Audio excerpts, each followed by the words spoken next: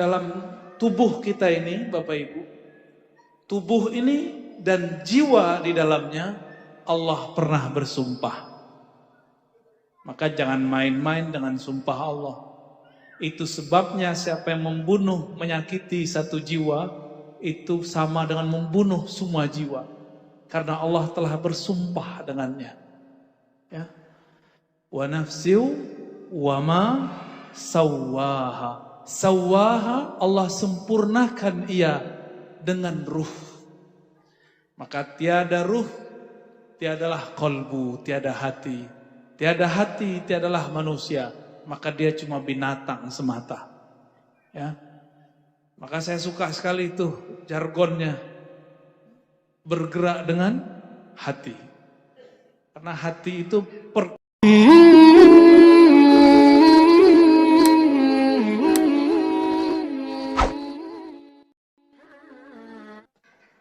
Assalamualaikum warahmatullahi wabarakatuh. Alhamdulillah rabbil alamin. Hamdal hamidin. Hamdal mustaghfirin. Hamdan yuafi ni'amahu wa yukafi'u mazidah. Asyhadu an la ilaha illallah wa asyhadu anna Muhammadan abduhu wa rasuluh.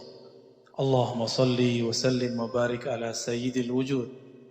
Sayyidina Ahmad, Sayyidina Muhammad wa ala alihi wal mahdi khalifatihi wa sallam. Yang sama-sama kita ta'zimi, kita hormati Romo Kiai Fathul Huda. Fatahallahu bihi al-huda. Amin ya rabbal alamin. Bapak Ibu, para kiai, kunyai, orang tua santri. Kalau saya ceramah, suaranya begini aja. Bisa denger ya? Enggak bisa teriak-teriak, kecuali lagi marah. Marahnya kalau lagi ada musuh. Tapi di sini kan enggak ada musuh. Sahabat semua. Alhamdulillah. Saya sebenarnya sudah lama dengar Romo Kiai Fathul Huda. Karena dulu ada beberapa kawan beliau, orang Muhammadiyah, suluk tarekat sama saya. Jadi orang Muhammadiyah, orang Uang Pati, ya, suluk tarekat. Ya, 10 hari lumayan. 10 hari. Waktu itu khalwatnya khalwat Naqsyabandiyah Khalidiyah. Saya belum kasih waktu itu Syaziliyah. Aneh ya, Muhammadiyah mau suluk tarekat. Saya tidak usah sebut nama beliau ya. Barangkali Pak Kiai Fathul Huda sudah paham. Orang Cempaka Putih ya. Ya. Sebelumnya walaupun tadi sudah banyak sholawat segala macam, untuk mengkondisikan kolbu, mari baca Al-Fatihah. A'udzubillah bismillahirrahmanirrahim. Ar-Rahmanir-Rahim. Iyyaka na'budu wa iyyaka nasta'in.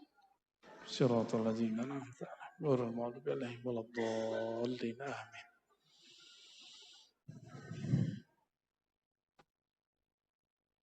Di dalam surat Asy-Syams Allah bersumpah, yang sumpahnya itu membuat kita hari ini menikmati siang, malam, termasuk badan ini. Dimulai dari bersumpah dengan matahari, wasyamsi. Dengan cahaya matahari Allah bersumpah. Sumpah itu hanya boleh dengan Allah. Lalu kenapa Allah bersumpah dengan matahari? Karena matahari itu adalah salah satu mahakarya Allah Subhanahu wa ta'ala. Lalu di tengah ayat, nah ini pendek cerita, Allah kemudian bersumpah, dan pasti ini penting. Wa nafsi wa ma sawwaha. Ini berkaitan dengan slogan Ma'had ini insyaallah. Tapi kita akan baca dengan cara yang berbeda. Insya Allah. Allah bersumpah, wa nafsi wa ma sawwaha. Demi jiwa. dan apa yang telah Allah sempurnakan kepadanya jiwa. Apa yang Allah sempurnakan pada jiwa? Yaitu ruh. Sawaha biruhi. Dengan ruh yang ia tiupkan. Maka dalam tubuh kita ini, Bapak Ibu, tubuh ini dan jiwa di dalamnya, Allah pernah bersumpah. Maka jangan main-main dengan sumpah Allah. Itu sebabnya siapa yang membunuh, menyakiti satu jiwa, itu sama dengan membunuh semua jiwa. Karena Allah telah bersumpah dengannya. Ya. Wa nafsiu wa ma sawwaha. Sawwaha, Allah sempurnakan ia dengan ruh. Maka tiada ruh, tiadalah kolbu, tiada hati. Tiada hati, tiadalah manusia. Maka dia cuma binatang semata. Ya. Maka saya suka sekali itu jargonnya. Bergerak dengan hati. Karena hati itu pergerakannya mesti lewat ruh. Wama sawwaha. Ya. Berarti waw ini kan waw ataf. Allah bersumpah dengan apa yang ia tiupkan. Berarti Allah bersumpah dengan ruhnya juga. Lalu baru ada kalimat, ini kalimat penting. Bahwa ternyata semua orang bisa berdialog dengan Allah. Ini ayatnya. Fa'alhamaha fujuraha wa taqwaha. Pelan-pelan arti ayatnya. Fa'alhamaha. Maka Allah Ta'ala mengilhamkan. Apa arti ilham? Apa arti ilham?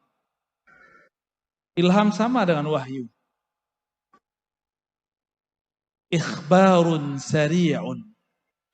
Pengkhabaran yang cepat kilat. Terus, apa yang Allah kabarkan? Bahwa di dalam jiwa, fa'alhamaha fujuraha. Di dalam jiwa ada sisi fujur, keji. Ingkar, maksiat, ada di dalam jiwa saya, jiwa Bapak Ibu sama. Walaupun saya didaulat jadi penceramah, bukan berarti saya selamat, sama. Apalagi Bapak Ibu sama. Maka kita nggak boleh jijik dengan orang maksiat. Karena kita juga bermaksiat. Fa'alhamaha. Allah kabarkan. Bukan Allah mengajarkan, ini salah. Jadi ada orang menerjemahkan Allah lah yang menyuruh orang untuk fujur, itu iblis yang menerjemah. Allah cuma kasih tahu di dalam jiwamu, ini pakai ha, fa'alhamaha, hanya ke nafs bukan ke ruh. Dan Allah ilhamkan, beritahukan kepada kita setiap saat ini, detik per detik. Bahwa di dalam jiwa ada fujur, ada kedurhakaan, ada kekejian, ada keburukan, ada semuanya yang buruk-buruk. Itu namanya fujur. Lalu apa lagi? Fa'alhamaha fujuraha wa taqwaha. Waw di sini bisa artinya ma'iyah, bisa berarti waw ataf biasa. Bersamaan dengan ada di dalamnya takwa. Nah, takwa itu bahasa Arab artinya menjaga. Menjaga supaya si fujur nggak keluar. Ya, wiqayah. Takwa bimakna wiqayah. Menjaga supaya fujur tidak nyebar. Supaya fujur ini tidak menjadi berbahaya. Nah, ini ayatnya seperti itu. Kita potong dulu ayatnya.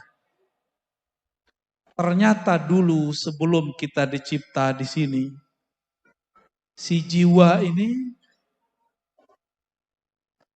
dicelupkan oleh Allah Ta'ala ke dalam bi'ruz zulumat atau bi'ruz syahawat. Jadi Bapak Ibu, kita sama. Jiwa ini sebelum ditiupkan, dia sudah direndam dulu oleh Allah Ta'ala dalam sumur kegelapan. Itulah yang disebut fujur. Jadi kalau ngikutin ayat disebut bi'rul fujur. Di dalammu ada kekejian. Maka coba aja rasakan, dalam taat pun kita bisa riya. Tapi nggak usah khawatir, dalam maksiat pun masih ada kesadaran. Benar gak? Kalau orang maksiat pengen sadar gak? Banyak orang maksiat pengen sadar. Maka saya mengartikan waw itu waw ma'iyah, bersamaan. Ya, fa'alhamaha fujuraha ma'at taqwa, ya, ma'at taqwaha. Itu barengan terus. Sumur semakin dalam dikubur, direndam, maka semakin tebal hijabnya. Itulah yang membuat kita kalau zikir nggak pernah fokus. Ibu-ibu, kalau sholat khusyuk nggak? Khusyuk apa kusut? Mulai dari takbir sampai assalamualaikum, ingatnya siapa? Karena sholatnya sholat pakai ini. Sholat kok pakai otak. Kan ustadz-ustadz sekarang pinter-pinter ngajarin jamaah sholat pakai otak. Gimana caranya? Menerjemah kata-kata. Itu nggak benar. Memahami boleh, menerjemah jangan. Karena menerjemah pakai otak. Otak itu banyak cabangnya. Coba, kalau kita pakai pikiran, mikirin bangunan dari 300 meter, menjadi sekarang berapa pakai? 10. Begini, stres. Jadi jangan pernah menghadap kepada Allah dengan ini. Saya mau tanya, anak titipan Allah atau titipan suami? Bapak Ibu pernah pengen anak cowok, dikasihnya apa? Cewek. Pengen cewek, kasih cowok.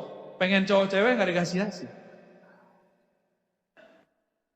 Muka anak pengennya mirip kita, tahu-tahu mirip pasangan kita. Ibu-ibu ini kan paling cemburu nih, bapak-bapak ya. Waktu orang bilang, mirip bapaknya. Itu ibu-ibu cemburu itu. Kalau kita dibilang, mirip ibunya, kita seneng. Berarti yang nafsu ini.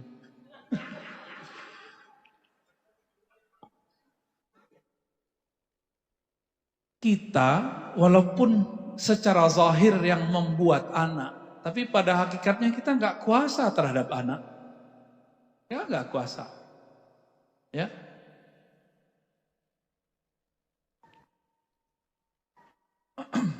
Yang anak-anaknya jalan-jalan tuh biarin aja Bu ya. Anak-anak itu membawa rahmat. Jadi di mana ada anak-anak itu kan nggak ada dosanya. Ada dosanya nggak? Belum ada dosanya dia, biarin aja ya.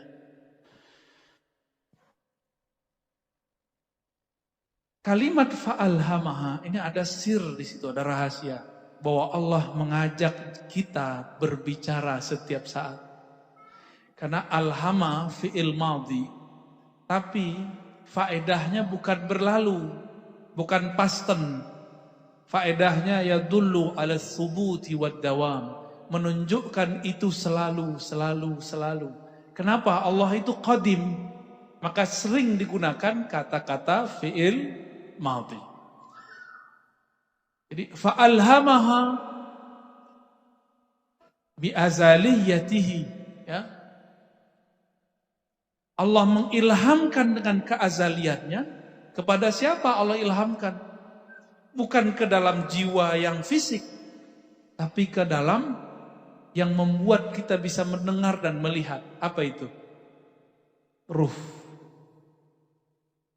Bapak Ibu kalau sholawat tersentuh, itu yang tersentuh siapa? Air mata, mata yang nangis, atau jantung yang deg-degan? Atau suara yang bagus jadi telinga kita bergetar? Siapa sebenarnya yang bergetar? Yang bergetar itu kolbu. Kolbu itu bergetar karena diberitahu oleh ruh. Karena tempat ilham bukan kolbu. Kolbu tempat Allah memandang. Innallaha yanzuru ila qulubikum. Allah memandang ke dalam kolbumu.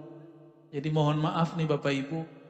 Perasaan merasa lebih kaya dari orang di samping itu sudah bahaya. Merasa lebih alim daripada orang di samping itu sudah bahaya. Allah mengatakan al-kibriya uridai. Merasa lebih itu hakku, bukan hak kalian.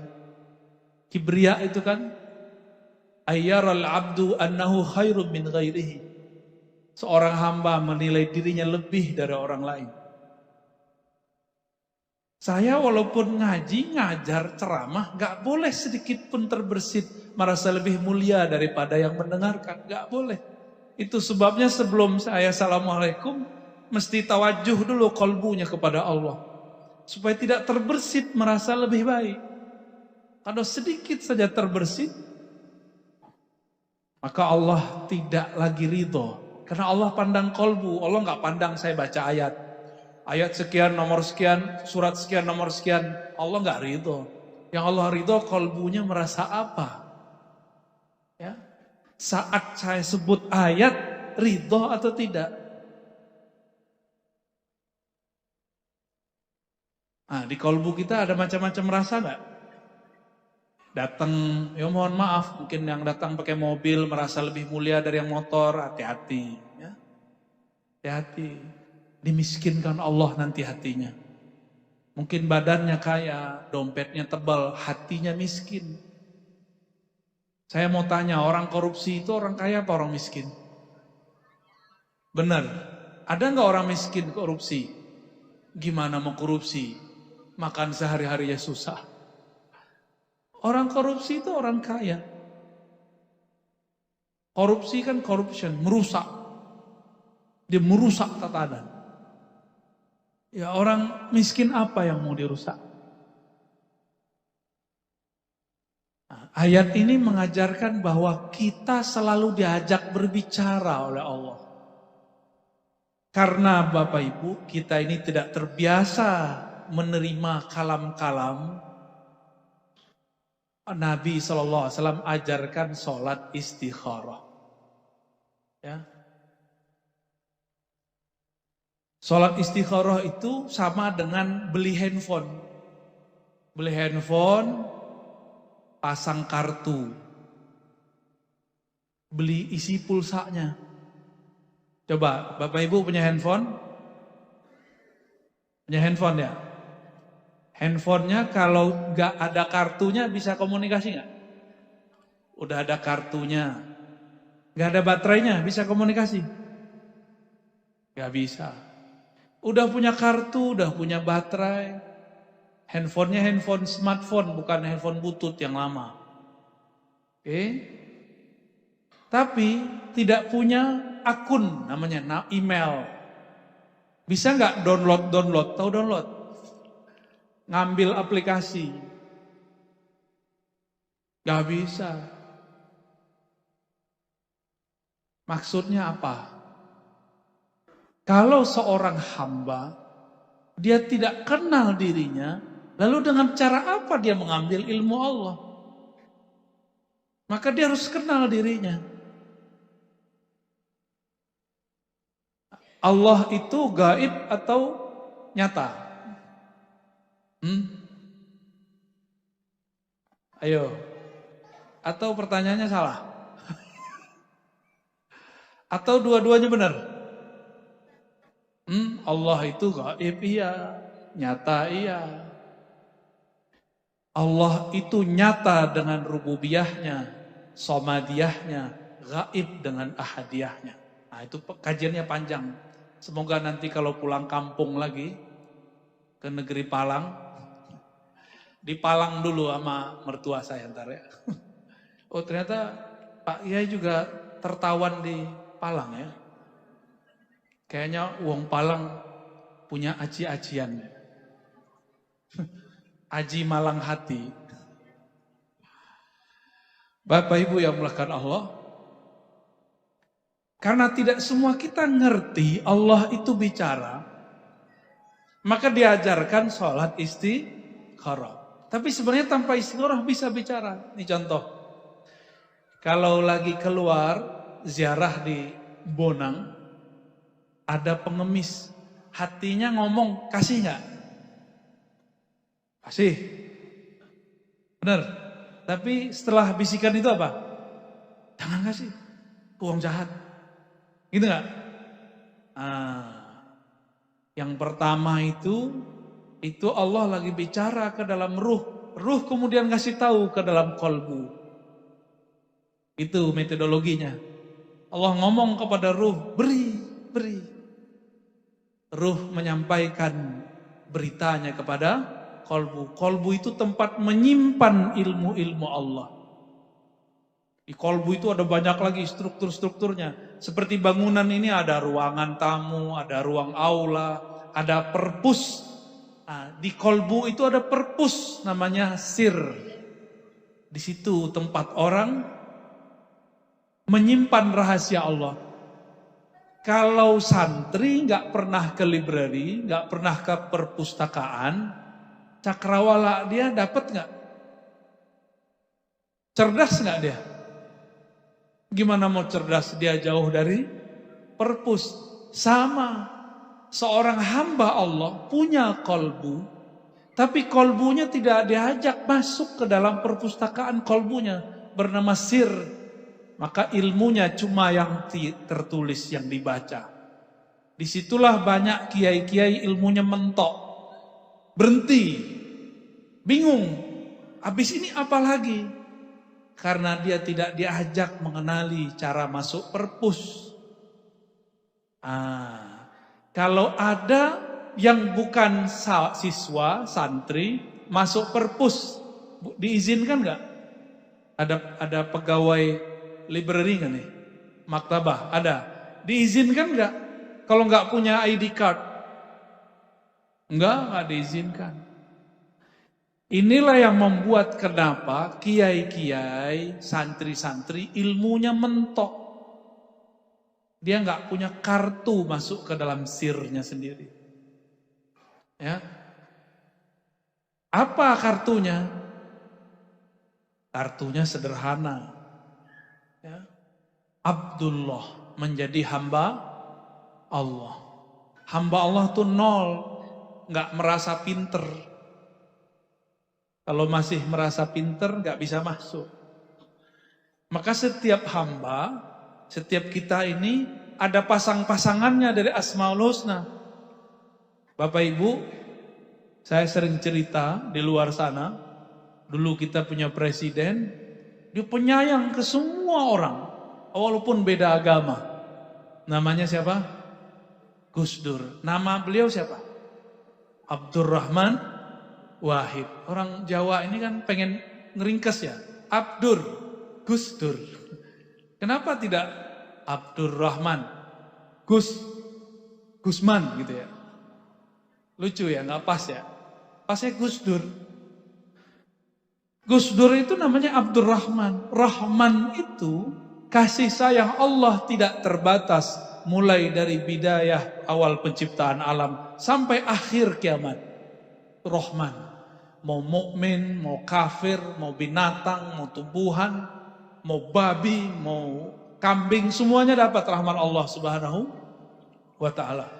Maka seorang hamba yang datang kepada Allah dengan rasa rahman, dia pasti punya karakter mencintai semua makhluk.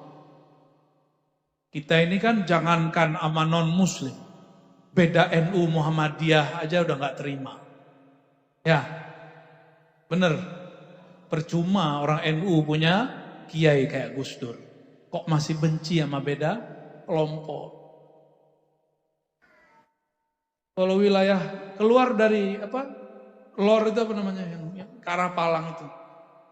Oh, itu kalau ini masjid Muhammadiyah, masjid NU, kayaknya udah beda agama aja. Biasa aja lah. Ya. Berarti kolbunya belum rohmaniyah. Baru nama Rahman belum tembus. Gimana mau dapat ilmu laduni? Mau wiridan 1000 tahun gak akan tembus. Orang wiridan itu pengen sakti, pengen kasyaf. Tapi satu nama belum tembus, gimana mau tembus nama yang lain? Ya, maka kunci menjadi Abdurrahman, membuang semua kebencian kepada siapapun makhluk. Menyayangi orang taat, begitu juga sayang kepada orang yang terjebak maksiat. Orang taat bisa maksiat dalam taatnya, dan maksiatnya tidak terlihat. Maksiat orang taat apa? Yang Romo Kiai Huda sangat khawatir sekali. Kalau enggak orang torikot enggak bisa begitu. Khawatir apa? Khawatir ria. Cuma orang torikot yang khawatir ria. Karena memang diajarkan zikir jahar, zikir sir, zikir khafi. Kenapa orang masih kena ria? Karena di kolbunya masih sepi, belum ada nama Allah. Nah, kembali kepada Ar-Rahman. Jadi kalau mau masuk ke dalam kolbu, dari 99 nama itu, bacalah satu hayati. Maka saya sarankan di semua kota-kota Ahlus Sunnah yang berthariqah, hidupkan majelis kajian Al-Asma'ul Husna yang bersanad. Kalau tidak ya sudah, yang tahu aja. Kitabnya sudah banyak. Ada Al-Maqsad Al-Asna, banyak sekali karya Imam Ghazali, Zarruq dan lain-lain. Baru Allah mengatakan qad aflaha man zakkaha wa qad khaba man dassaha. Sungguh telah tercatat dalam Lauh Mahfuz Allah. Apa yang tercatat? Aflaha, sungguh beruntung, sungguh bahagia. Orang sukses bahagia enggak? Suksesnya santri nilainya tidak jelek, enggak mesti juara. Ya. Suksesnya guru, muridnya bersuluk, berakhlak. Jadi bukan hanya nilai yang bagus. Maka saya menyarankan kalau benar ini ma'had, ini lembaga bergerak dengan hati, jangan cuma nge-push santri untuk dapat nilai bagus. Ya.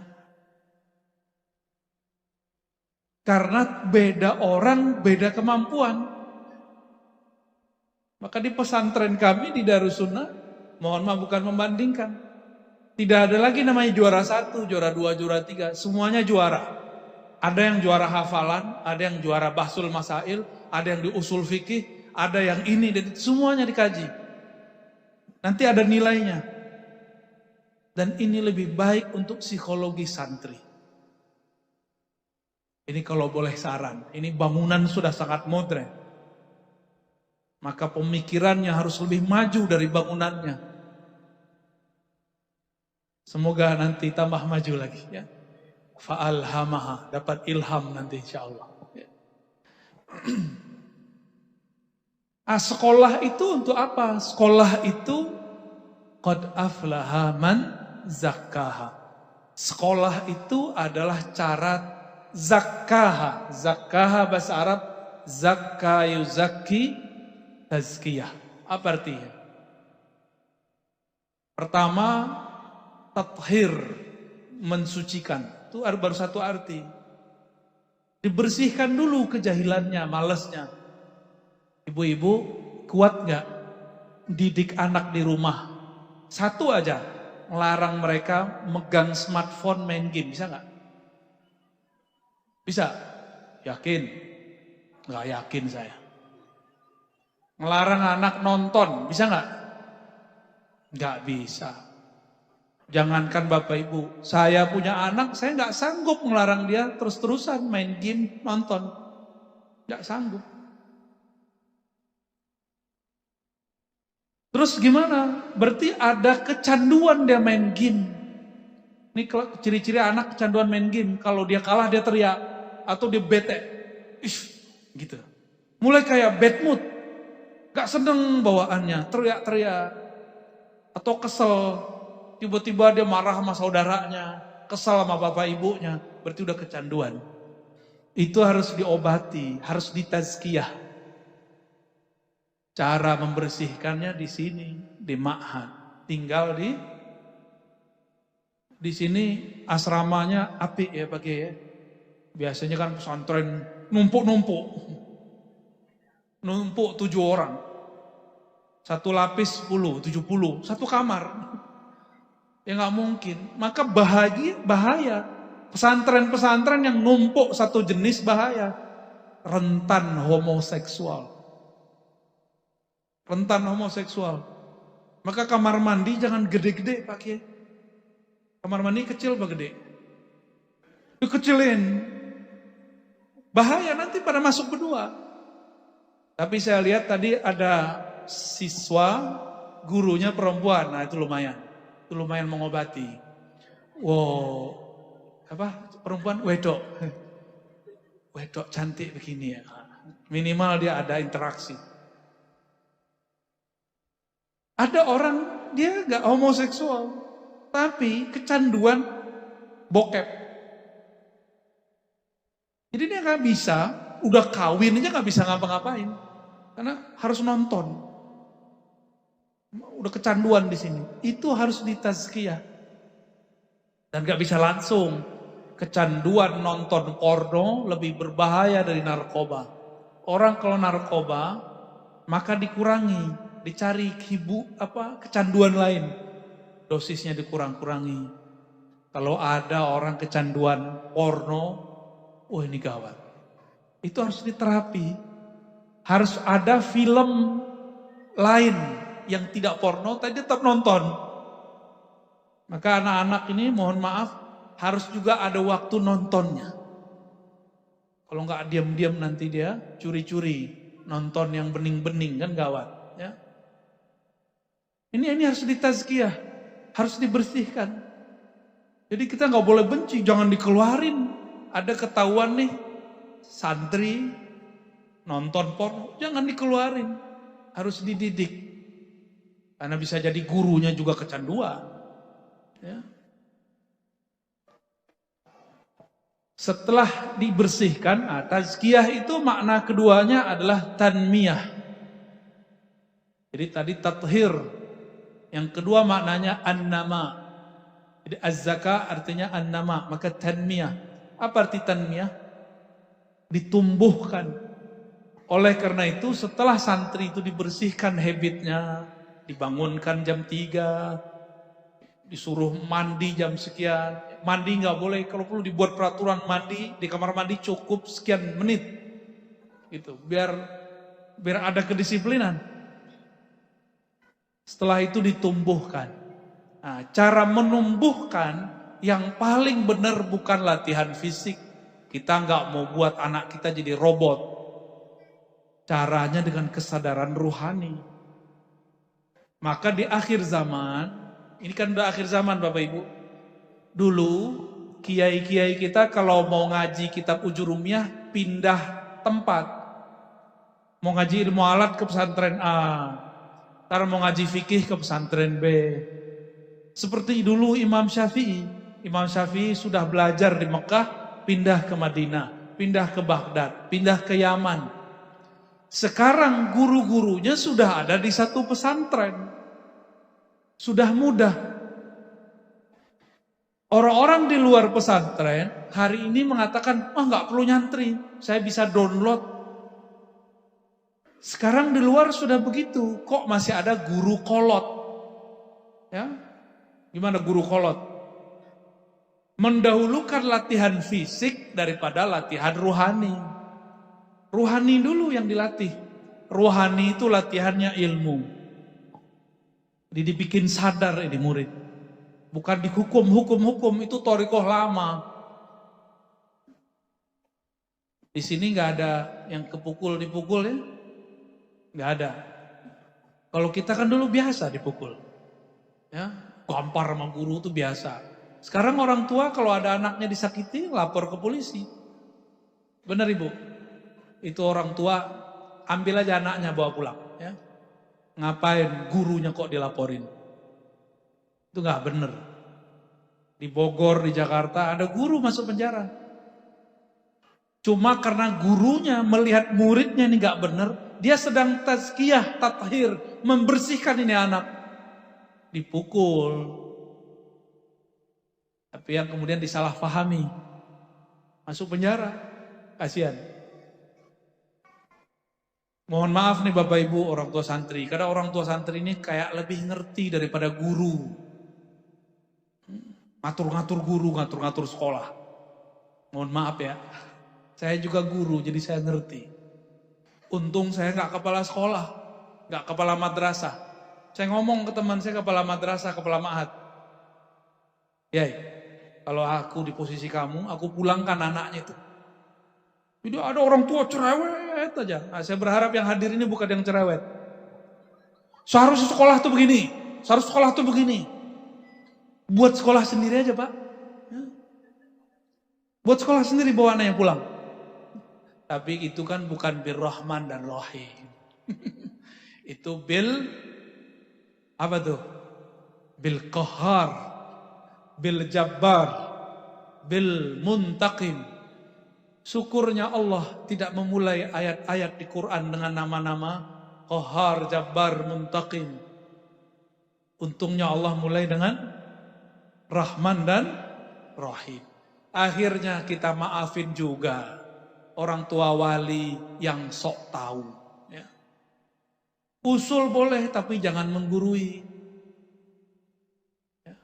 Ini guru-guru ini udah tiap hari dia berhadapan dengan masalah itu. Oh saya punya sekolah, itu kan sekolah Bapak Ibu. Mereka punya sistem sendiri. Ya. Kalau saya biasanya membiasakan diri untuk menahan. Kita menilai ini lebih baik menurut kita tahan dulu. Siapa tahu di situ sudah ada manhaj sendiri. Bapak Ibu yang bukan Allah, ini yang paling penting. Qad aflaha man zakkaha. Masalahnya apa? Untungnya pengasuhnya ini orang thariqah. Kata guru saya, asy-syaikhu ruhul ma'had. Syekh itu ruhnya ma'had. Kalau syekhnya, kiainya banyak wirid, warid turun. Itu thariqat lama. Kalau thariqat baru, karena warid turunlah kita bisa berwirid. Jadi kita bisa wirid, bisa wiridan, karena ada anugerah dari Allah. Dalilnya apa? Sering doa ini enggak Bapak Ibu? Allahumma a'inni ala zikrika. Coba diterjemahkan. Allahumma, ya Allah, a'inni, bantulah aku, ala zikrika, untuk berzikir mengingat Engkau. Coba, lafaz zikir apa? Subhanallah, alhamdulillah, Allah Akbar, ya haula wala quwwata. Semua itu. Setiap kali lisan ini sanggup membaca la ilaha illallah, subhanallah, berarti Allah sedang membantu. Bantuan itu yang disebut warid. Bantuan itu disebut warid. Apa arti warid? Sesuatu yang datang dari Allah. Nah, maka kita nggak boleh GR.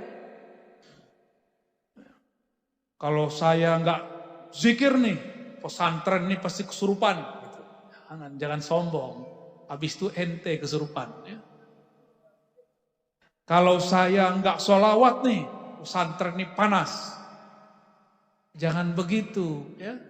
Dalam Sahih Bukhari, para sahabat berkalam, laula anta ya Rabb ma tadaina, wala sallaina, wala zakkaina.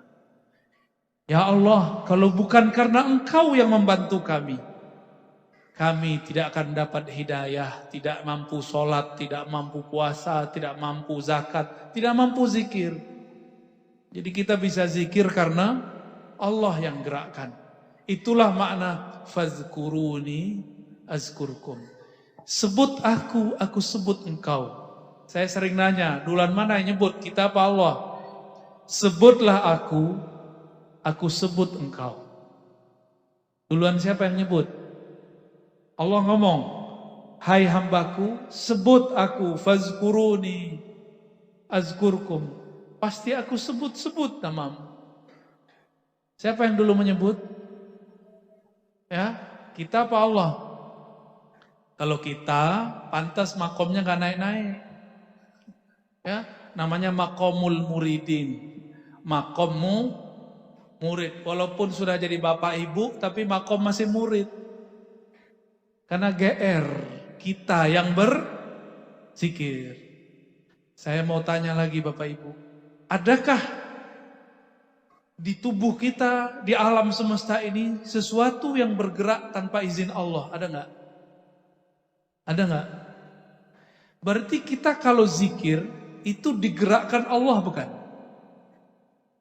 Jadi duluan siapa yang zikir? Allah. Jadi kalau kita berzikir, baca Yasin, baca apa, itu Allah lagi nyebut nama kita. Bukan kita yang menyebut nama Allah. Jadi kapan Allah ingat hambanya? Jika hambanya ingat Allah. Bolak-balik aja tuh. Tapi sebenarnya yang ingat itu hanyalah Allah. Allah lah yang mengingat dirinya sendiri lewat hambanya. Nah, jadi kalau kita bisa zikir, itu Allah lagi pinjam lidah tuh. Lidah kita yang hina ini dipinjam untuk mampu menyebut namanya. Karena banyak orang tinggal dekat masjid, nggak masuk masjid. Berarti badan dia nggak dipinjam oleh Allah. Nggak digerakkan oleh Allah. Tapi apakah dia masih meminjam, sedangkan tubuh ini milik dia juga. Ya. Qad aflaha man zakka. Ditumbuhkan, dipupuk. Maka memberi ikop tidak boleh terlalu keras. Memberi pujian juga tidak boleh terlalu keras. Ngirim santri untuk juara-juara gak mesti terlalu sering. Karena kalau santri sudah sering merasa juara, merasa pinter, ada perasaan jumawa dalam dirinya. Ini pesantren, ini sekolah, ini yang mengharumkan saya. Ya. Jangan terlalu sering memuji. Jangan juga terlalu parah dalam mencaci. Bodoh kalian, jangan terlalu sering begitu. Pinter kalian, jangan terlalu sering. Pupuk begitu, memupuk itu pelan-pelan. Ya, itu namanya tazkiyah. Kalau sudah dia tumbuh, berakar, berurat, maka dia akan tumbuh sendiri, nggak perlu dikasih apa-apa lagi. Baru namanya insan kamil. Ya, qad aflaha man zakkaha wa qad khaba man dassaha. Rusaklah siapa yang dassa. Dassa bahasa Arab itu merusak, menyusupkan keburukan dalam dirinya. Ya. Bapak Ibu yang melekat Allah, terakhir yang mau saya sampaikan. Ada tanya jawab Pak Kiai ya? Dulu Nabi SAW pernah berkisah. Apa kata beliau?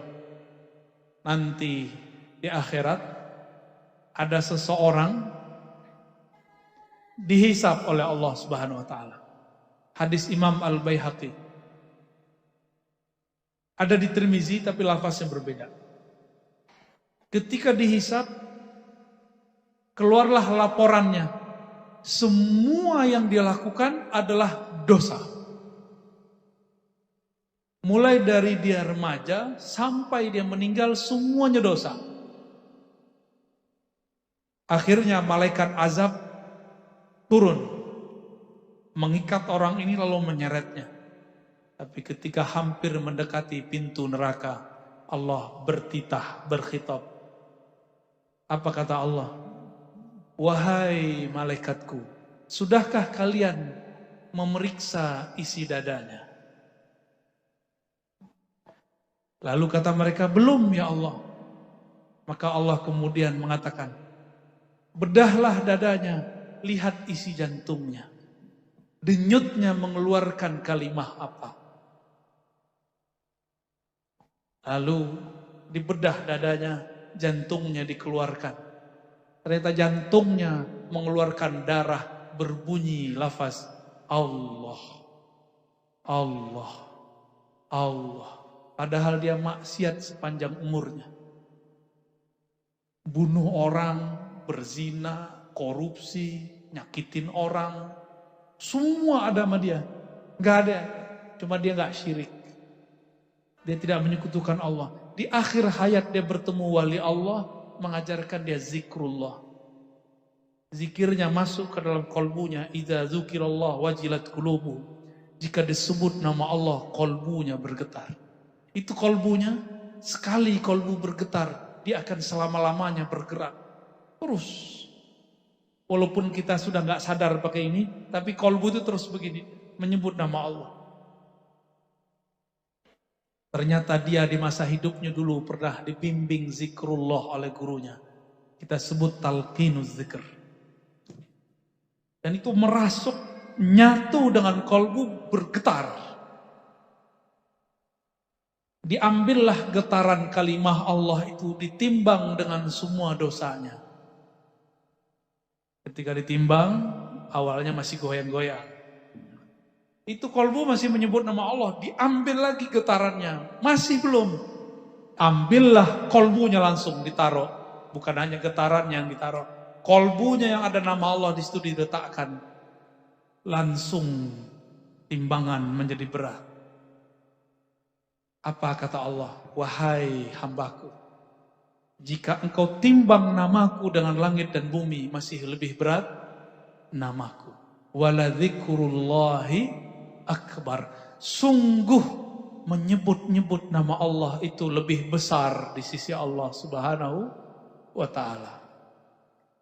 Kalau sudah begitu, pasti orang nyebut nama Allah kalau sholat pasti khusyuk. Ya, karena Allah yang besar.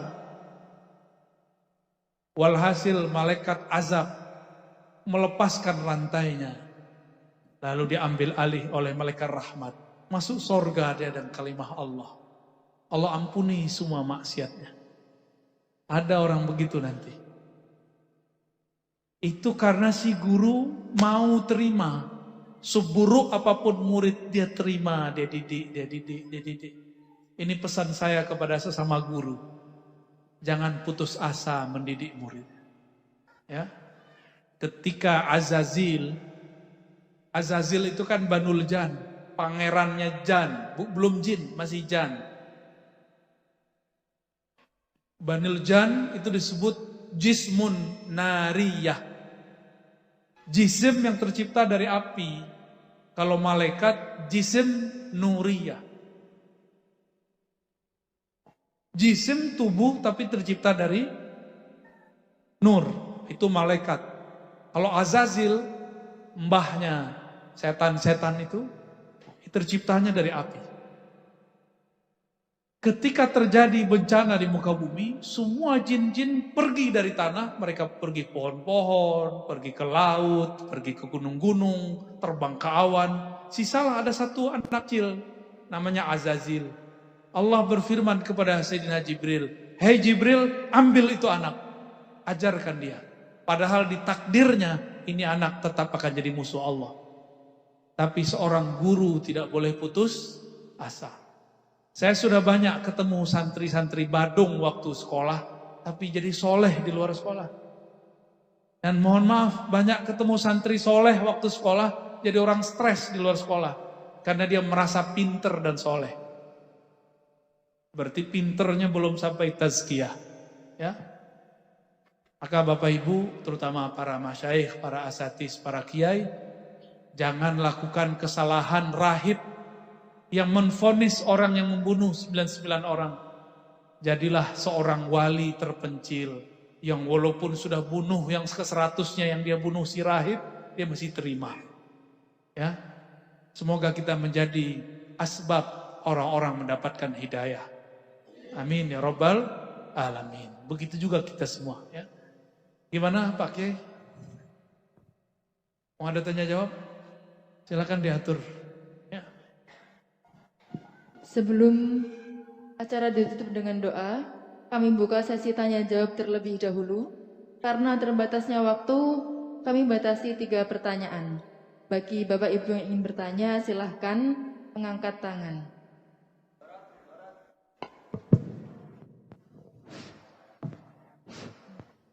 Oke, monggo Ustaz Sa'roni.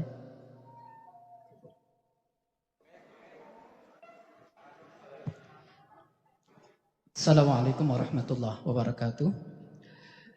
Terima kasih atas waktu yang diberikan. Kami akan bertanya, dalam melaksanakan sholat atau bersolawat, kita pasti akan berusaha untuk khusyuk, Bu ya. Akan tetapi seringkali kita merasakan ketika kita mau khusyuk, lebih khusyuk lagi, maka terlintas pikiran-pikiran dari otak kiri kita. Yang menjadi pertanyaan adalah, bagaimana caranya agar ketika kita bersolat dan khusyuk itu tidak muncul terlintas pikiran-pikiran dari otak kiri kita, sehingga otak kanan kita bisa maksimal dalam khusyuk kepada Allah Subhanahu wa taala. Terima kasih. Assalamualaikum warahmatullahi wabarakatuh. Salam. Langsung aja ya. Sakit langsung dijawab. Takut lupa. Kalau tamu nggak kenal Romo Kiai Fathul Huda, beliau lagi pakai baju kaos, nggak pakai kopiah, pakai topi pet, dikira cleaning service. Paham? Nggak hormat. Tapi kalau kenal, mau pakai baju apa, hormat gak? Mungkin cleaning service-nya gak kenal sama beliau. Jangan buang situ. Gitu. Bisa jadi begitu. Jadi hormat itu adalah salah satu sikap orang khusyuk. Karena khusyuk itu salah satu maknanya adalah takzim, hormat. Tidaklah muncul rasa hormat kecuali kenal kepada yang dihormati. Coba kalau kepala sekolah jalan nih, itu semua santri diem loh. Benar gak? Kalau kepala sekolah nih lewat, belum pengasuhnya lewat, baru kepala sekolah. Bahkan mungkin wali kelas masuk sudah diem, sudah hormat. Kita ini punya guru dua jenis. Ada guru Jamaliyah, ada guru Jalaliyah. Ada guru Jamaliyah, dia berwibawa dalam kasih sayangnya. Ada guru Jalaliyah, dia berwibawa dalam ketegasannya. Ini saya nggak tahu nih para ustadz ini yang mana ini ya. Coba, dulu pernah jadi siswa, jadi santri, senang sama guru tegas atau guru penyayang? Senang sama guru penyayang apa tegas? Yang mana? Penyayang. Benar. Tapi guru tegas perlu nggak? Perlu. Kalau ada guru penyayang, orang ngadu kepadanya. Orang bermanja-manja kepadanya. Siswa sama dia udah kayak temenan. Tapi kalau ada guru Jalaliyah, tegas. Itu santrinya takut. Kalau gurunya udah lewat langsung begini. Nunduk, benar. Perlu ada yang begitu. Untuk supaya dapat rasa khusyuk, kenalilah Allah dari dua pintu ini. Dua sifat ini. Allah yang maha Jalil, Zul Jalal. Dan yang kedua, ikram. Ikram itu jamal. Sisi Allah baiknya atau sisi Allah tegasnya. Kalau sudah kenal Allah, nggak perlu mikir. Sholat tuh jangan mikir. Sholat tuh pakai zikir. Aqimis sholata li dzikri. Dirikan sholat untuk mengingatku, bukan untuk memikirkan aku. Ini karena kepintaran baca kitab, jadi mikirin Allah lagi sholat. Ya. Jadi mohon maaf nih rahasia nih, ibu-ibu, wali santri, bapak-bapak, kiai-kiai aja belum tentu sholatnya khusyuk. Ini rahasia kita ya. Bunyai, Pak Kiai sama. Mungkin paling gak khusyuk kali. Karena mau sholat, kebawa urusan santri ke dalam sholat. Ini kan gawat. Kalau itu yang terjadi, gimana dia mau latih orang khusyuk, dianya gak khusyuk. Karena bingung khusyuk itu letaknya di mana. Supaya mudah harus tahu alamat khusyuk. Alamat khusyuk ada di kolbu. Lau khasha'at qalbuhu la khasha'at jawarihu. Begitu di riwayatnya. Walaupun hadisnya tidak sampai derajat sahih, tapi ini maknanya sahih. Seandainya kolbu seseorang itu khusyuk, pasti badannya khusyuk. Kalau aliran-aliran baru sekarang kan khusyuk itu celana jingkrang, ya kan? Ya. Terus taruh pembatas di depan. Itu bukan cara khusyuk, itu metode fikih. Kalau zaman-zaman guru saya dulu sholat pakai baju batik itu bid'ah Pak Kiai. Tuh, beliau tuh ya. Pak Rais.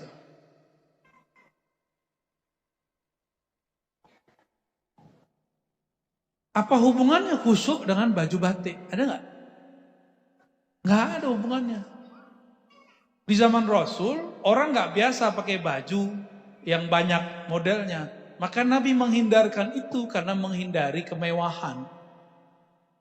Beda bab. Ya. Saya mau tanya Bapak Ibu, sholat depan Ka'bah dengan sholat di Masjid Akbar ya namanya. Masjid Akbar di sini, Tuhannya sama nggak? Sama Tuhannya? Beneran? Jangan-jangan beda lagi Tuhannya. Kalau sama, kenapa rasanya beda?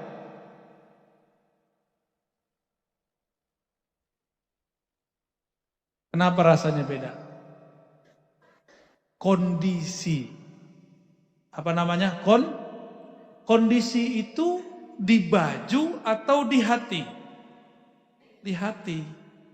Maka ada namanya Rabitatul Ka'bah. Dibaca dalam usolli fardhu subhi rak'ataini ma'muman lillahi ta'ala. Kalau dalam lafaz lain kan mustaqbilal qiblati rak'ataini, kan begitu. Itu namanya Rabitatul Ka'bah. Mengkondisikan badan seakan-akan berhadapan dengan Ka'bah. Yang mengenalkan Ka'bah kepada kita siapa? Allah. Hebat tuh, Rasul berarti itu. Langsung Allah yang mengenalkan. Guru. Karena yang mengenalkan guru sebelum ingat Ka'bah pasti terlintas wajah guru. Namanya Rabitatul Mursyid. Rabitah kepada mursyid. Si mursyid bisa kenal karena guru sebelumnya. Guru sebelumnya karena guru sebelumnya. Bersambunglah itu kepada baginda Rasulullah SAW. Kalau rajin-rajin sholawat nanti diajak tamasya oleh Allah ketemu dengan Rasulullah SAW. Maka orang yang tidak hormat kepada gurunya haram ketemu Rasulullah SAW. Mustahil ketemu Rasulullah. Dia kurang ajar sama gurunya. Rasulullah mengatakan tuba liman ra'ani wa liman ra'a man ra'ani. Itu bukan tuba liman dakhala tuban. Beruntung tuba itu syajarah, suatu pohon keberkahan yang ada di surga. Maka diartikan beruntung, karena itu artinya pohon keberuntungan. Beruntung orang-orang yang memandangku. Jika tidak bertemu aku, yang bertemu orang bertemu aku. Kalau tidak bertemu orang, yang bertemu dari orang yang ketemu aku. Kita sebut dengan silsilah. Apa sebutannya? Kalau bahasa ahli hadisnya sanad. Nabi bersabda, "Shollu kama ra'aitumuni usolli." Salat seperti kamu melihat salat, melihat aku salat. Ada di sini yang pernah melihat Nabi salat? Nabi di Jakarta ada Nabi, namanya Ahmad Musodik. Tapi saya nggak pernah lihat dia salat. Gimana? Ada yang lihat Nabi salat? Kalau saya baca hadis, udah lihat Nabi belum? Belum. Ini tantangan anak-anak muda ke depan, anak-anak kita Bapak Ibu, akan muncul gerakan-gerakan baru. Mereka itu tidak sabar berguru. Apa katanya? Gak usah ikut imam, gak usah ikut guru, langsung saja kepada Allah dan Rasulnya. Langsung ke Quran, langsung ke hadis. Padahal Nabi ngomongnya apa? Sholatlah seperti kamu melihat aku, bukan seperti kamu melihat buku. Gak ada. Apalagi sholat melihat YouTube. Sekarang ada cara sholat baru, mazhab al-YouTubiyah. Jadi dia gak mau belajar sama guru, dia langsung belajar pakai YouTube. Hasilnya ya begitu, kurang ajar sama guru. Jadi bergurulah kepada ahlullah, nanti dibawa ke hadiratnya, insya Allah. Siapa ahlullah? Orang yang mewarisi kolbunya Rasulullah. Bukan hanya sorbannya, bukan hanya sarungnya. Nabi gak bisa baca kitab kuning, tapi bisa baca kitab langit. Lebih keren mana? Ini ada kiai ngomong, Nabi itu ummi gak bisa baca kitab, tapi kayak merendahkan Nabi. Jangankan kitab itu, kitab yang di langit aja dibaca oleh Rasulullah. Ya. Kitab takdir kita aja dibaca Rasul. Lebih keren gitu ya Ustaz ya. Wallahu a'lam bissawab. Assalamualaikum warahmatullahi wabarakatuh. Terima kasih yang kami hormati Abuya Ar-Razi Hashim. Kita sering melihat di YouTube ustadz-ustadz yang sering membid'ahkan, memusyrikkan dan mensyirikkan ibadah kita Ahlussunnah wal Jamaah. Itu secara masif. Dan efeknya saya pikir itu sangat berbahaya karena di luar Jawa kemarin, NTB kalau nggak salah, sampai ada pembakaran dan lain sebagainya. Ini kita mensikapinya seperti apa, Ustadz? Karena secara masif mereka terus-menerus membid'ahkan dan bahkan mengkafirkan kita. Bagaimana kita menghadapi atau mengkanter mereka Ustadz yang ada di YouTube? Terima kasih. Assalamualaikum warahmatullahi wabarakatuh. Assalamualaikum warahmatullahi wabarakatuh. Karena YouTube ini bisa didengerin siapa aja, di mana aja, maka kita harus ada di YouTube. Kalau TV kan gak bisa dibawa kemana-mana, kegedean. Ya, YouTube bisa ditonton di mana aja, sebelum tidur. Bahkan ada yang jadi pengantar tidur ya.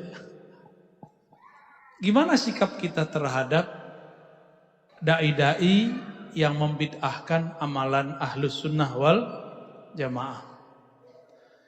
Kalau dulu ahli kitab menganggap Nabi Muhammad dan para sahabat itu sesat, lalu Allah berfirman, idfa' billati hiya ahsan.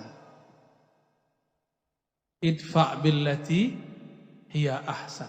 Ya, biarin Bu, kasihan anaknya nangis. Ya. Saya juga punya anak, jadi saya tahu perasaannya. Ya. Idfa' billati hiya ahsan. Tolaklah, tanggapilah dengan cara yang lebih ahsan. Ahsan itu kalau dia ilmiah, kita harus lebih ilmiah. Dia baca hadis, kita harus lebih mantep baca hadisnya. Dia penampilannya keren, kita juga harus keren penampilannya. Dia ceramahnya bisa dipahami banyak orang, kita juga harus mulai membahasakan ceramah kita supaya didengar oleh banyak orang. Dia keras, jangan dengan keras, itu namanya ahsan. Kita dengan kelembutan. Tidak adalah kekerasan dilawan dengan kelembutan kecuali yang keras kalah. Benar gak Bapak Ibu? Bapak Ibu lebih paham dari saya lah ya. Keras, lembut. Bapak-bapak ini keras. Ya, dipegang ibu, lemes langsung. Makanya Allah itu Rahman Rahim. Kalau bahasa anak muda sekarang di kampus, Allah maha feminin. Maha Rahman dan Rahim. Bukan maha kebapaan. Gitu ya. Jadi kita harus mulai. Maka ustadz-ustadz yang bagus di sini secara hujjah, keaswajaannya terlatih, harus mulai masuk ke YouTube, masuk ke Facebook, masuk ke Instagram. Gak usah keren pakai video yang bagus, pakai yang kecil ini apa namanya, smartphone. Jangan bergerak sendiri, bergerak berjamaah. Ya, bergerak sendiri berarti kita yang pengen terkenal. Kita nggak mau terkenal, capek Pak terkenal itu. Nggak enak terkenal itu. Tapi lebih enak terkenal di langit. Ya. Kalau terkenal di langit, orang terkenal di bumi dipatwal sama polisi. Di langit juga sama. Kalau terkenal di langit ada patwal langit, cepat usulnya kepada Allah Subhanahu wa taala. Jadi kita harus membalas dengan yang baik. Sekarang mereka belum main fisik, Pak. Tapi nanti bakal ada masa mereka main fisik karena itu kabar dari Rasulullah sallallahu alaihi wasallam. Suriah, tempat mantu beliau, Gus Syafiq, itu sudah main fisik, sudah dor-doran. Irak sudah. Mesir gagal. Untung masih ada Al-Azhar. Apalagi Yaman udah masuk. Libya sudah gagal. Sekarang pemerintahan baru enggak beres-beres. Nunggu nih, Saudi ini enggak tahu. Habis itu Indonesia. Indonesia habis itu. Jadi kita ini seharusnya beberapa tahun kemarin sebelum pandemi sudah perang. Target mereka udah begitu. Muslim bunuh Muslim. Cuma beda politik. Cuma beda 0. Alhamdulillah Allah masih sayang. Masih banyak wali Allah di negeri ini. Maka Bapak Ibu tetap kita doakan negeri ini supaya tetap aman. Sampai kapan wallahu a'lam. Karena ke depan sudah tambah berat. Dan kita sedih, jangankan orang awam, aparat aja sudah ada yang kesusupan. Aparat Pak, kesusupan gimana? Jadi kita nggak boleh kemudian, saya zuhud nggak mau ngajar di dinas. Harus ngajar Pak, harus masuk ke polisi, harus masuk ke tentara. Jangan sok-sok zuhud, udah begini zamannya. Maka para kiai, para ustadz, para guru, mohon jangan menutup diri lagi. Ya, ayo temani saya berdakwah di sosial media. Ya, tapi jangan berbicara yang nggak ngerti. Wala taqafu ma laysa laka bihi ilm. Jangan kamu berpendirian, berwukuf. La taqafu waqifan, kan begitu. Jangan kamu wukuf, berpendirian terhadap sesuatu yang kamu tidak paham. Bisa juga mauqufan, suatu pemahaman. Jangan coba-coba komentar kalau nggak ngerti, norak nanti. Jika dia bawa hadis, kita bawa hadis. Kalau dia bawa kitab, kita bawa kitab, gitu. Dia bawa ayat, kita pakai ayat. Dia bahas tentang tasawuf, pakai kitab. Kitabnya kitab Ibnu Taimiyah. Balasnya harus pakai kitab Ibnu Taimiyah. Jadi jangan dilarang santri ustadz-ustadz yang jago ini baca kitab Ibnu Taimiyah. Alhamdulillah saya banyak yang saya khatamkan buku Ibnu Taimiyah itu. Jadi mereka mau belok kemana aja kita kejar. Ya, bener nggak? Ternyata nggak bener. Contoh, mereka mengatakan tawasul syirik. Benar nggak? Ibnu Taimiyah tidak mengkafirkan, tidak mensyirikkan tawasul semua. Ada tawasul yang dibolehkan. Apalagi mereka mengatakan robitoh mursyid syirik. Tunggu dulu. Ibnu Qayyim murid Ibnu Taimiyah berrobitoh kepada Ibnu Taimiyah. Ya, zikir nggak boleh dengan angka tertentu. Lah Ibnu Taimiyah ba'da subuh sampai istiwa zuhur nggak berhenti baca zikrullah. Ibnu Taimiyah imam Salafi Wahabi. Nah, saya mau tanya nih, di sini akidahnya pakai kitab apa? Jangan sampai kitab Soleh Fauzan. Ya, di kitab itu dianggap syirik orang tawasul, dianggap syirik orang tabaruk, dianggap kufur orang maulid karena menyerupai Nasrani. Harus kembalikan kepada kitab ulama Nahdiyin yang lama yang sudah pakai kitab akidah Ahlussunnah. Ada beberapa pesantren Nahdiyin kitabnya sudah diganti. Kitab Aswaja, tapi namanya doang, dalamnya bukan Aswaja lagi. Hati Bapak Ibu, tidak semua kitab gundul itu benar. Karena kitab gundul itu manusia yang buat. Kalau Al-Quran kan langsung dari Allah. Ya, ini jangan sampai. Beberapa pesantren kita kasih tahu nggak mau, malah saya dimusuhi. Pak Kiai, ini kitab berbahaya. Kitab tauhidnya. Siapa namanya tadi? Soleh Fauzan. Di situ dia bagi tauhid jadi 3 dan dia katakan Asy'ariyah sesat, Maturidiyah sesat. Dia katakan Sufi ubadul kubur. Sufi itu penyembah berhala kubur. Gimana tuh? Aduh, saya kalau bahas gitu ntar jadi tentara lagi, Pak. Ntar jadi galak lagi saya. Saya belajar tasawuf supaya kolbu saya lembut. Ya. Nanti ada kiai muda di Surabaya namanya Ma'ruf Khozin. Undang beliau untuk masalah begitu. Ya, sahabat saya. Baik. Masih ada? Untuk Bapak, satu lagi untuk Bapak, kemudian 2 nanti dari Ibu. Mic-nya di sana.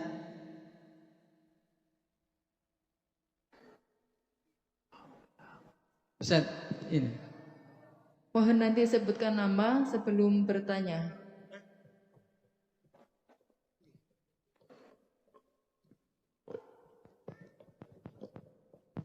Assalamualaikum warahmatullahi wabarakatuh.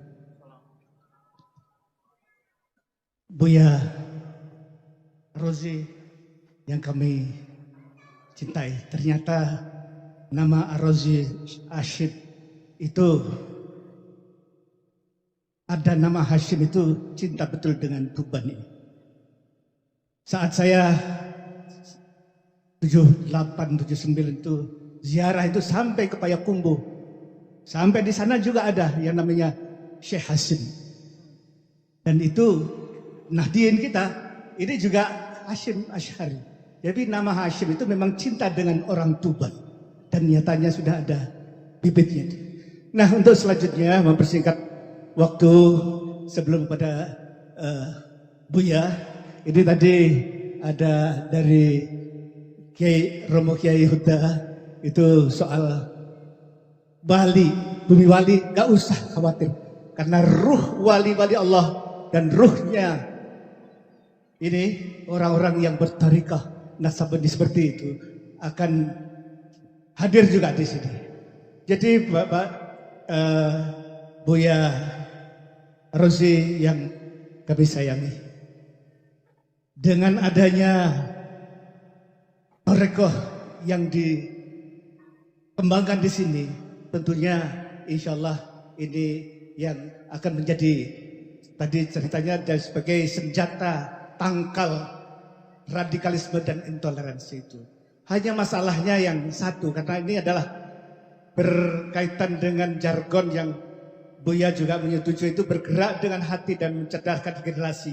Tentunya bina anak soleh lembaga ini tentunya yang kita bukan khawatir, harus kita tangkal yang namanya di tingkat nasional itu kita harus berpartisipasi untuk menjaga keutuhan dan rentan terhadap malpraktisnya surau-surau atau pondok-pondok kita. Mudah-mudahan di Tuban ini jangan terjadi, tentunya competitive advantage dan value added-nya itu barangkali Buya bisa memberikan solusi kunci apa dan bagaimana yang efektif dan efisien bagi anak-anak didik kita ini. Kiranya demikian. Terima kasih. Assalamualaikum warahmatullahi wabarakatuh. Baik. Ada 2 Pak cara efisien. Pertama, manhaj Qur'ani, yaitu ilqaul qissah. Jadi harus guru-guru ini harus punya bank kisah. Dulu ahli hadis supaya muridnya jadi muhaddis besar, sufi supaya muridnya jadi sufi besar, setiap penutupan kuliah atau ngajar selalu ada kisah yang diceritakan. Di Quran dikatakan faqsusil qasasa, berkisahlah engkau. Karena itu cepat masuk. Kisah itu nggak perlu dihafal, cukup dinikmati. Nah, kenapa hari ini banyak santri-santri, siswa-siswa kaku? Karena yang dikejar cuma kecerdasan otak kiri. Nilai, teori, hafalan. Tapi kurang dinamis, kurang harmonis. Rasanya kurang. Kisah itu kata Imam Junaid, jundun min junudillah. Maka tidak ada mursyid, tidak ada wakil talqin, tidak ada sufi, tidak ada ahli thariqah kecuali dia mengajar pakai kisah dan analog. Kisah dan kias, analog. Jadi guru-guru ini harus di training untuk berkisah. Kalau kita berkisah nggak boleh abstrak, harus ada wujudnya. Jadi menyebutkan dengan detail suatu hari. Nah, coba bapak-bapak ini kan jamaah tidur hari Jumat ini. Bener ya? Itu gratis ya. Kalau hari Jumat, khotibnya memulai pada suatu masa, pada suatu hari, pasti nggak tidur. Tapi kalau khotibnya mengatakan, marilah kita meningkatkan, cuma itu doang. Nanti kita lagi, hendaklah engkau. Itu semua cuma teori-teori dan kita sudah capek dengarnya. Kita sudah bosan diceramahin orang. Karena dari kecil sudah diceramahin orang tua. Benar. Maka para khotib, tolong kembangkan perintah ini. Faksusil qasasa, perintah dari Allah SWT. Berkisahlah engkau. Bukalah khutbah dengan kisah. Atau kisah diri sendiri. Atau kisah ulama. Atau kisah nabi, para sahabat. Atau kisah sebelum alam semesta dicipta. Itu buat orang akan bangun. Matanya mungkin merem, tapi dia bangun secara rohani. Ya, itu pertama Pak ya. Jadi guru-guru harus punya bank kisah. Maka guru ini jangan cuma baca cerpen, cerita cinta. Ya, baca Facebook, kan rajin nih baca Facebook. Jadi orang kita ini rajin baca Facebook. Tapi baca buku beneran gak jalan. Ya. Yang kedua, diambil dari kisah Nabi SAW ketika beliau nyuruh para sahabat di musim haji berwudu. Tawaddu'u. Nabi mengatakan wudu. Tapi mereka bingung. Nabi ngapain ya? Nabi cuma ngomong tawaddu'u. Jadi orang itu nggak melihat mulutnya. Yang dilihat apa? Perbuatannya. Maka Nabi masuk ke dalam kemah. Istri Nabi kemudian mengatakan, wahai suamiku baginda Rasul SAW. Sahabat itu nggak melihat mulutmu. Mereka melihat tangan kakimu, badanmu. Terus maksudnya gimana? Ya engkaulah yang duluan berwudu. Bukankah setiap engkau wudu, air wudu mau diperebutkan? Nabi itu kalau wudu, airnya nggak ada yang buang. Kalau air wudu kita, para ustadz nih, para kiai, itu jangan diambil, jangan diminum. Karena kami ini banyak dosa. Enggak dosa maksiat, enggak dosa mata, dosa hati. Merasa lebih alim itu paling gawat. Paling bahaya. Lalu benar, Nabi panggil khodamnya, Mughirah atau siapa waktu itu namanya. Karena Nabi kalau keluar, biasanya Mughirah yang datang. Atau Anas bin Malik. Diambilkanlah secangkir. Tapi dulu cangkirnya bukan begini, pakai kain. Dituang pelan-pelan. Enggak ada air keran. Enggak kayak orang Indonesia, datang ke Mekah, kerannya dibuka segede-gedenya. Itu air buang-buang, dia berwudu dengan syaitan. Karena orang mubazir itu teman setan. Wudu itu kecil-kecil aja. Bapak Ibu kalau ke Eropa, ke Australia, kalau wudu kencang-kencang, itu langsung habis air di kota itu. Kecil-kecil kalau wudu, mandi, ya, kalau nggak perlu tutup. Lalu Nabi wudu, ya. Di bawahnya ada tempat nampan nampung. Tapi nggak ada airnya yang tembus ke bawah. Semua air wudu Nabi diperebutkan sahabat Rasulullah SAW. Namanya tabarruk, apa namanya? Itu hadis sahih Bukhari dan Muslim. Bahwa para sahabat mengambil berkah dari bekas wudhu Nabi. Syirik nggak tuh? Kata kawan tabaruk syirik. Ya. Jadi seandainya Rasulullah hidup zaman ini, mereka akan memusyrikkan Rasulullah. Akan menuduh sahabat-sahabat Rasul itu musyrik. Jadi Rasul yang dia gambarkan beda dengan yang faktanya ada. Apa pelajaran dari hadis ini? Murid tidak pandang kata-kata. Murid itu memandang perbuatan sang guru. Jadi beri contoh, jangan banyak ngomong. Ya. Jangan main tunjuk-tunjuk, bersihin enggak. Cobain Pak Guru, Pak Kepala Sekolah, kalau ada sampah kita pungut depan murid. Oh, itu murid langsung salah tingkah itu.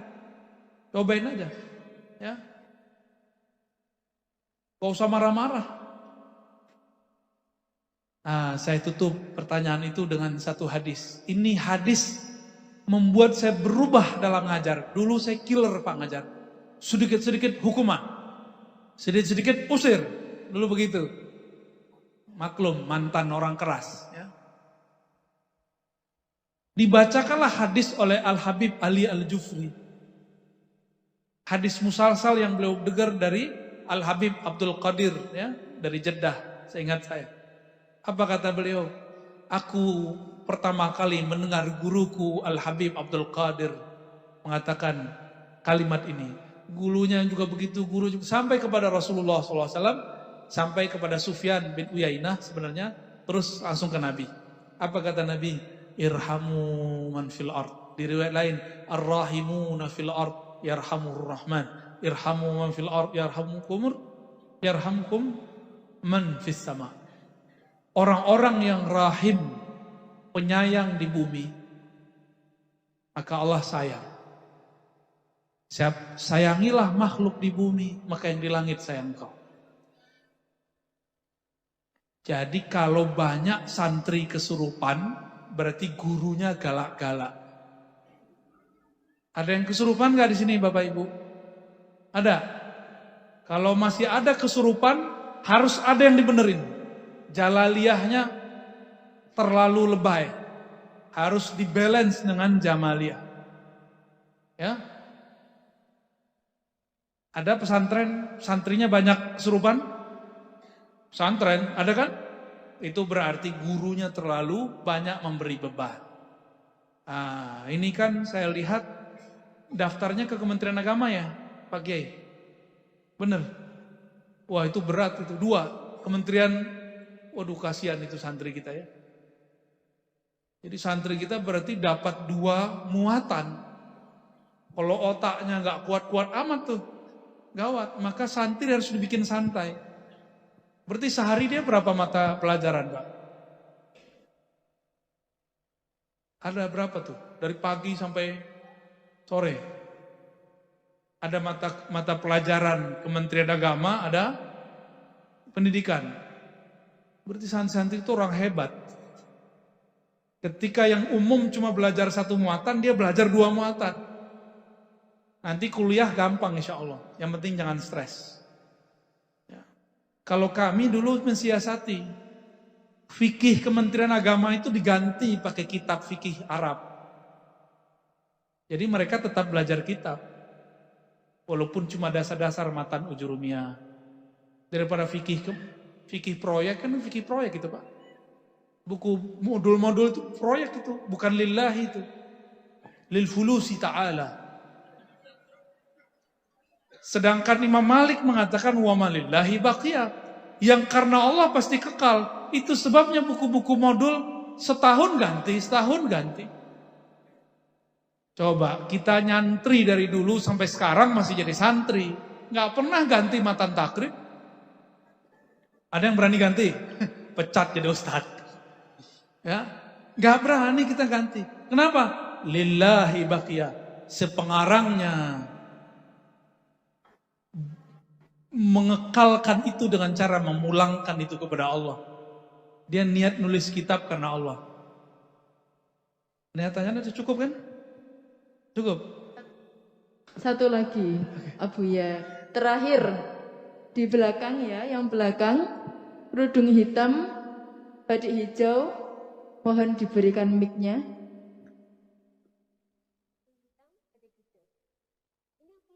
Mic. Oh iya. Nggih. Mohon dipersingkat pertanyaannya. Assalamualaikum warahmatullahi wabarakatuh. Salam.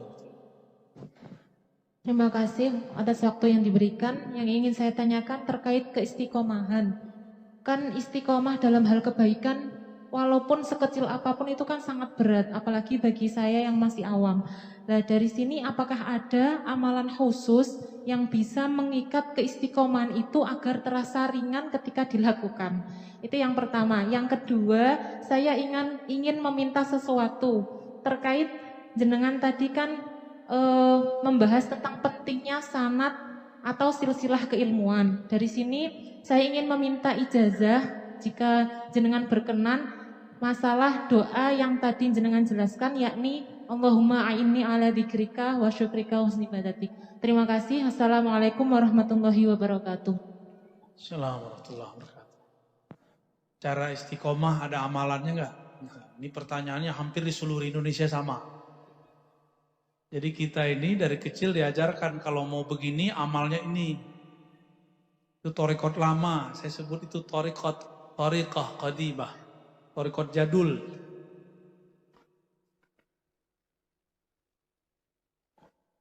Wa ma khalaqtul jinna wal insa illa liya'budun. Kalau thariqat lama nerjemahin liya'budun itu menyembah, wiridan. Tapi kalau thariqat aulia mengartikan ya'budun, ya'rifun, mengenal aku. Tidak aku ciptakan jin dan manusia kecuali untuk mengenal aku. Kenapa guru-guru di sini mau ngajar? Mungkin karena niatnya benar ingin cetak murid, atau yang kedua ingin menambah mencari ma'isyah penghidupan. Maka dia mau berangkat pagi pulang sore. Kenapa ada orang mau jadi PNS, mau jadi karyawan, mau jadi kontraktor, segala macam, pengusaha, dagang? Karena jelas yang dia tuju, yang dituju adalah kesejahteraan. Kalau PNS gajinya sekian per bulan, karyawan di akhir bulan. Maka dia mau bermacet ria, berangkat pagi, pulang sore, berangkat pagi, pulang sore. Udah bosan begitu masih terus istiqomah. Kenapa dia istiqomah? Berharap ada buahnya di akhir bulan. Namanya gaji. Ratib syahriyah bahasa Arab. Paham analognya? Kenapa orang semangat kerja? Karena ada yang dituju. Dia tahu yang dituju dia namanya fulus. Ini sumber kesejahteraan dia. Maka dia mau bekerja siang bahkan malam. Kenapa ada orang istiqomah? Karena dia faham, dia beramal untuk siapa. Dia ngerti dia sedang berdialog dengan siapa. Kalau tidak faham dia ibadah untuk siapa, maka yang terjadi hambar. Istiqomahnya putus-putus. Jadi nggak ada amalan fisik, yang ada amalan ruh. Amalan ruh adalah ma'rifatullah. Maka kenalilah Allah sedekat-dekatnya, sebanyak-banyaknya. Semakin ilmu Allah itu dibuka, semakin kita merasa tidak berilmu. Jadi amalannya amalan ruhi. Kenali yang engkau sembah, maka engkau akan istiqomah. Lalu tips terakhir.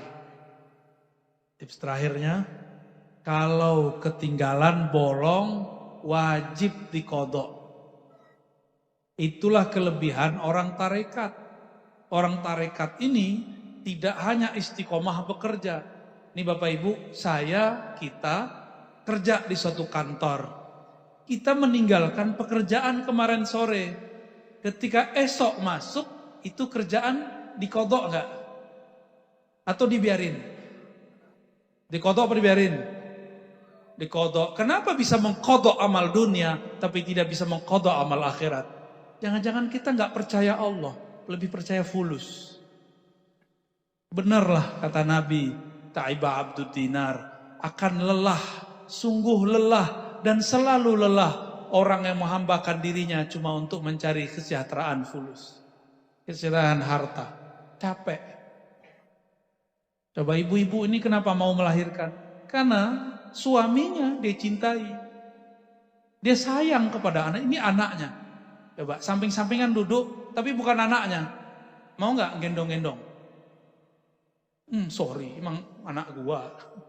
Ya, nggak mau kita.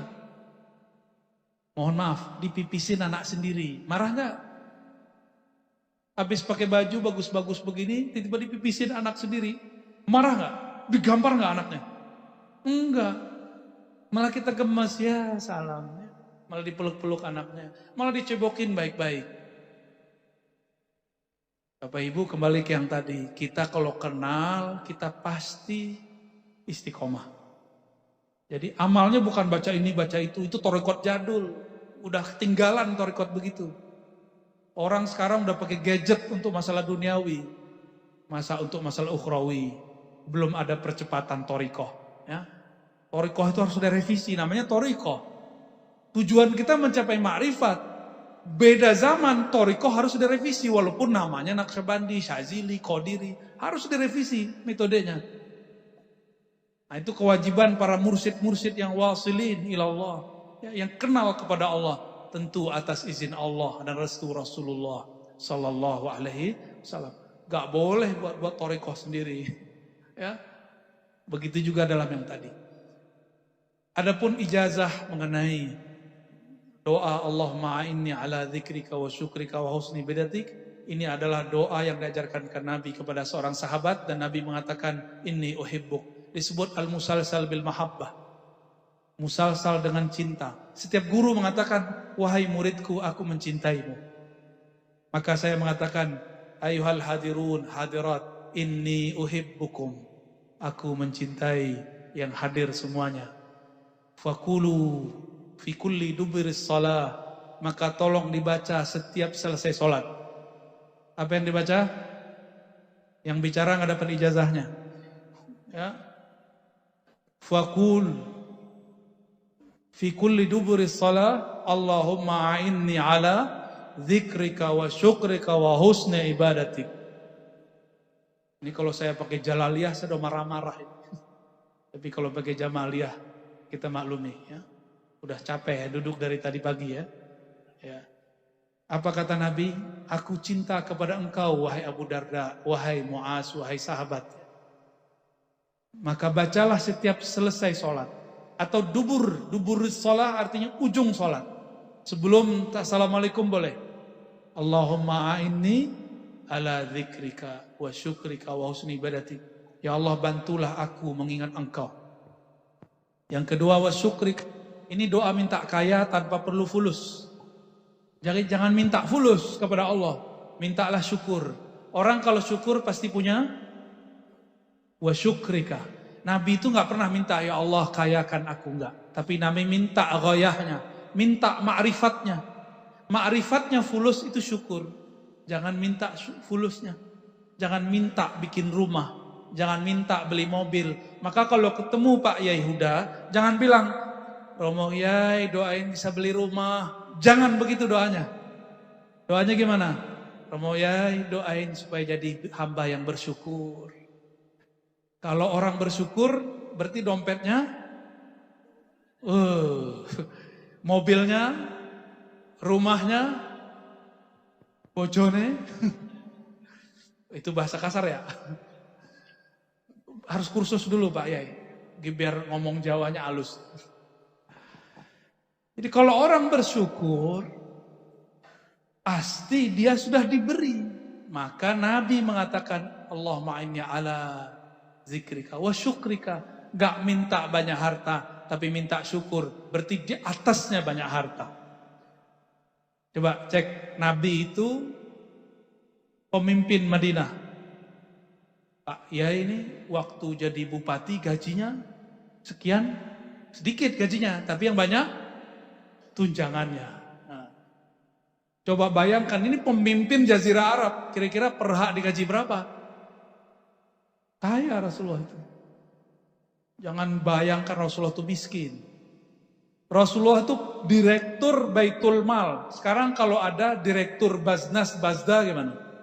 Gajinya di atas 20 juta minimal ya. Sama tunjangan-tunjangannya ya. Serius nih. Kalau enggak korupsi itu mereka kalau enggak gede gajinya. Ntar ngeliat duit masuk ngiler. Terus wa husni ibadatik. Aku minta ibadah yang husni. Apa? Bukan ibadah yang khusyuk. Ah, ini kata kunci nih yang nanya tadi. Jangan minta khusyuk, mintalah husni ibadatik. Husni ibadatik usahanya disebut ihsan. Ihsan itu adalah amalan ruh. Anta budallah ka'annaka tarah. Itu minta makom itu. Ya Allah, aku minta makom penghabisan. Apa itu makom penghabisan? Beribadah seakan memandangmu, dialog denganmu. Kalau udah ketemu Allah bisa ngobrol-ngobrol dengan Allah, asik. Hidupnya lebih santai. Ya, insya Allah. Silakan diamalkan setiap selesai sholat dibaca 3 kali. Lalu ditutup Al-Fatihah. Insya Allah Allah antarkan kita ke